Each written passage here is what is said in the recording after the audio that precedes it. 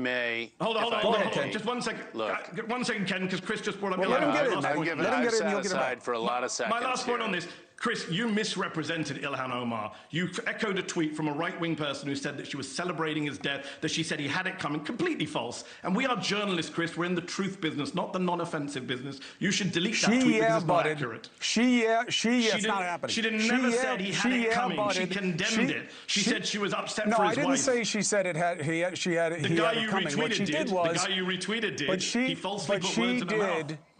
But that doesn't mean I own what he says. You ever see retweets don't include endorsements? Everybody says on their stupid prophylaxis Twitter. In today's video, Mehdi Hasan destroys Chris Cuomo on NewsNation. In one of the most explosive debates about political violence and accountability we've seen on cable TV, things get heated fast as Mehdi calls out Cuomo for downplaying the rise of right-wing extremism and twisting the facts about political violence in America. Mehdi doesn't hold back. He exposes how GOP rhetoric has fueled division, while Cuomo scrambles to defend his argument under pressure. It's sharp, emotional, and brutally honest, with Mehdi pushing the conversation where few dare to go. So let's dive in and watch how Mehdi Hasan shuts down Chris Cuomo on NewsNation. All right. So let me start with you, Mehdi. How would you analyze what you're hearing in response to this murder from the left? From the left? I mean, just listening to the clips you played from the Trump administration, we're in a very dark moment. It's a very McCarthyite moment right now. I've been listening to your show. You made a lot of good points. The biggest point I think you've glossed over is the crackdown on free speech, this targeting of people for their views. I thought Charlie Kirk was supposed to be a free speech martyr. Why are the right using his death to crack down on free speech and American rights and go after this amorphous left? J.D. Vance lied today on the Charlie Kirk show when he said the statistics are clear that this is a left-wing problem. It's the exact reverse. Right, exact reverse. You look at the ADL Center for Extremism, which looked at 444 people killed by extremists between 2013 and 2022, 75% of them by the right. You look at the University of Maryland study that was done for their terrorism center, which found that from 1948 to 2018, right-wing extremists more likely to carry out violence than left-wing extremists. You look at the head of the FBI, who Donald Trump appointed, Chris Wray, who said the #1 domestic terror threat in this country comes from religious and racially motivated extremists, specifically white supremacists. You can keep going. The National Institute for Justice found that the majority of incidents since 1990, violent terroristic acts, were right-wing extremists. The single biggest day of political violence, Chris, in our lifetimes in this country was January 6th, 2021, when right-wing extremists attacked the Capitol, injured police officers. They were ideologically motivated. You and I agreed it was an insurrection at the time. So it's bizarre for Vance to go on TV or go online and say the exact opposite of what both the official statistics say and the think tanks say. All of our evidence tells us. I mean, there was a Democratic lawmaker, Chris, I don't know how many times we have to say this, who was murdered in her home with her husband in June by a Trump supporter. And Donald Trump today said, who? When he was asked about it, he said, who? So, Mehdi, one quick thing. I do not think January 6th was an insurrection. I thought that it was all kinds of crimes. You said it at the time, Chris. I just don't. You called it an insurrection at the time. You did. No, I checked your Twitter before I came on thought. Okay, go ahead, show it to me. Check it afterwards. I never thought that they were trying to take over the government. That's what an insurrection is. But it doesn't matter. It was bad. But we're dealing with new bad stuff. But it was political violence. We can agree, right, Chris? It was political violence. 100%. It was political violence, but this was a murder for what somebody was saying. Well, they were trying to murder Mike Pence, Chris. They were trying to murder Mike Pence. Well, but they didn't. Those are just words. And if you killed somebody for saying it, you would have had a problem. Hold on, because he survived? Because Mike Pence survived an assassination attempt, it's fine? Well, it's no assassination attempt. They never had hands on him. They didn't do anything to him. But my point is speech versus actions, okay? But Ken, speech versus actions. Killing of a Democratic lawmaker this summer. Murder. Yeah. Hortman was killed. 2 people were killed. In this intense and unfiltered exchange on NewsNation, Mehdi Hasan goes head-to-head with Chris Cuomo in a heated debate that dives deep into one of America's most divisive topics, political violence and the limits of free speech. The conversation erupts after Cuomo questions the reaction from the political left following the tragic murder of conservative figure Charlie Kirk. Mehdi Hasan, armed with facts and conviction, wastes no time dismantling Cuomo's framing of the issue. Hasan fires back with hard evidence drawn from multiple credible sources, citing the FBI, the Center for Extremism, and the University of Maryland's terrorism study, all pointing to one undeniable truth: the overwhelming majority of politically motivated violence in the US over the past decade has come from right-wing extremists. He accuses conservatives of weaponizing the tragedy to justify crackdowns on speech and using selective outrage to distract from the deeper problem of radicalization within their own ranks. Cuomo in turn pushes back fiercely, arguing that not every violent act is politically motivated and questioning whether the events of January 6th truly qualified as an insurrection. Mehdi immediately calls out the moral inconsistency, reminding viewers that attempting to hang the vice president is not just political theater, it's an act of violent extremism. This clash isn't just about data or politics, it's about truth, accountability, and moral clarity. Mehdi Hasan's sharp logic and unrelenting energy leave no room for spin, making this one of the most explosive debates you'll see on NewsNation. Killed. Yes. That was murder. Go ahead, Ken. And Charlie Kirk's killing was murder.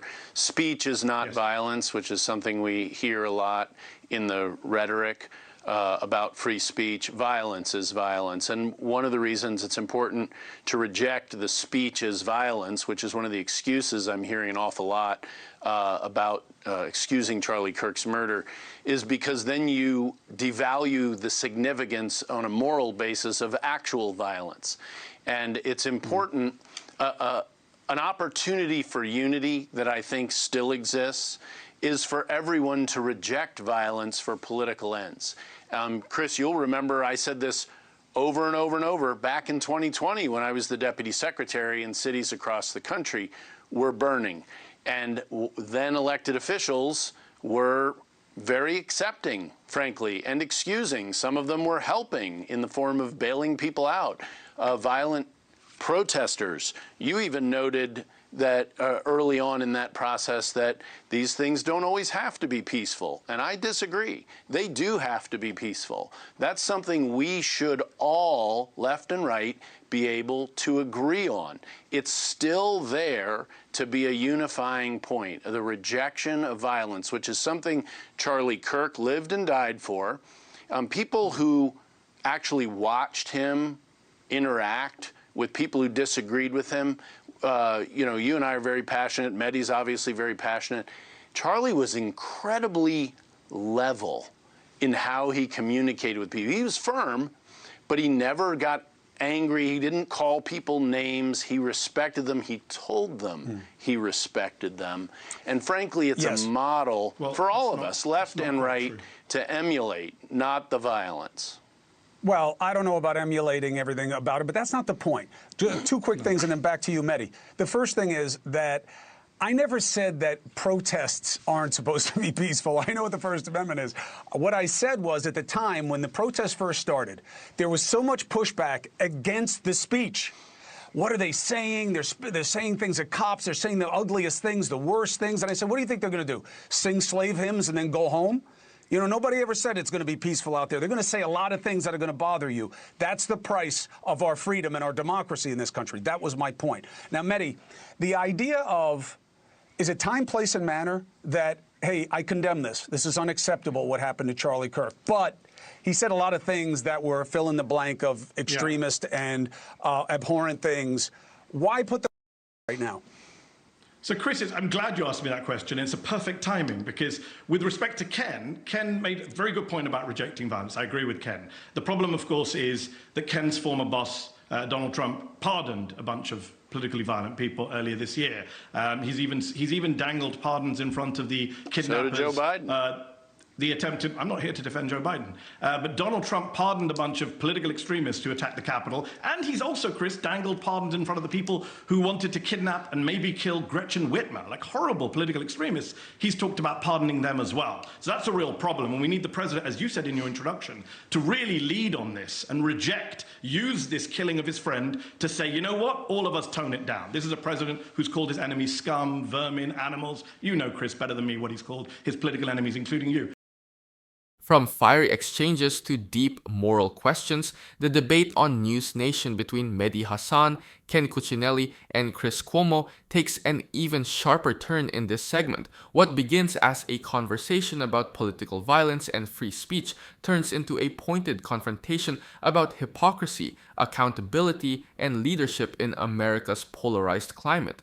Ken Cuccinelli, former Deputy Secretary of Homeland Security under Trump, calls for national unity by rejecting political violence on all sides. He defends conservative voices and highlights how figures like Charlie Kirk, who was recently murdered, promoted respectful dialogue despite heated disagreements. Cuccinelli argues that equating speech with violence weakens moral clarity and insists that protests must always remain peaceful. Cuomo partially agrees, but reminds the panel that freedom of speech often provokes discomfort. That's the price of democracy. He clarifies that his past comments on protests were not endorsements of chaos, but a recognition that social unrest often emerges from deep frustration and inequality.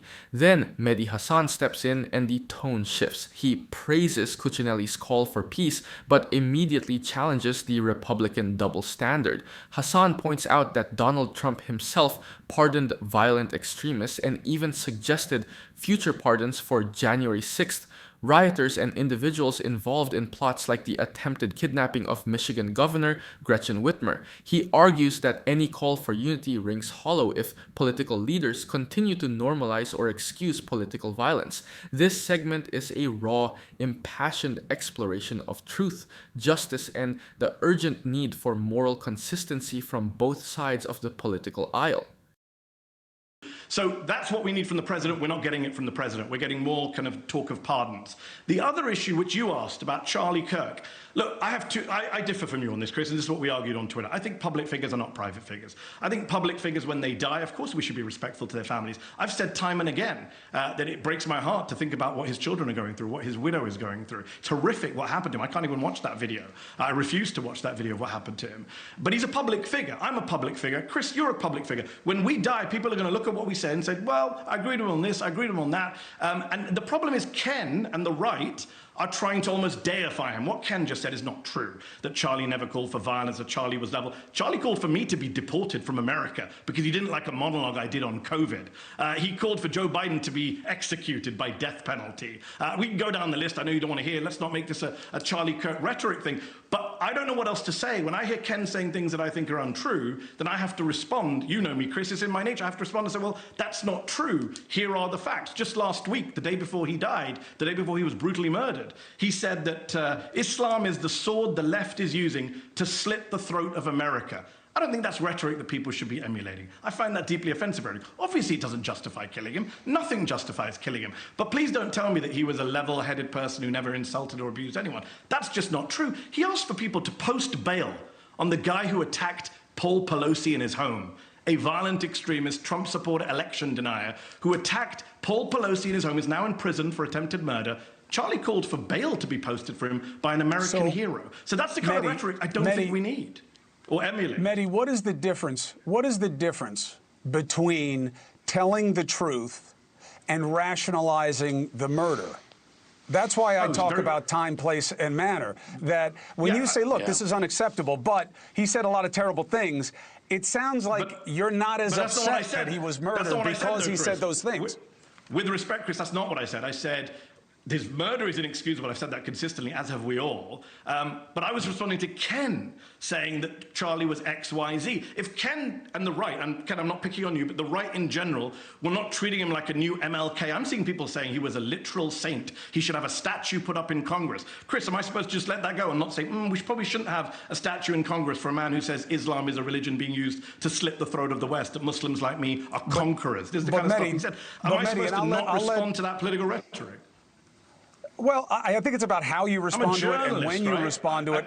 The guy was just, but the guy was just murdered. I mean, there's a reason why when people die, if you go to the wake, you don't stare down at the box, and say the guy was kind of a bum too. And that's why your interview with Omar bothered a lot of people. If I may. Hold on. Just 1 second. Look. 1 second, Ken, because Chris just brought up. Well, let him get it. I'll give it. I've sat aside for a lot of seconds. My last point on this.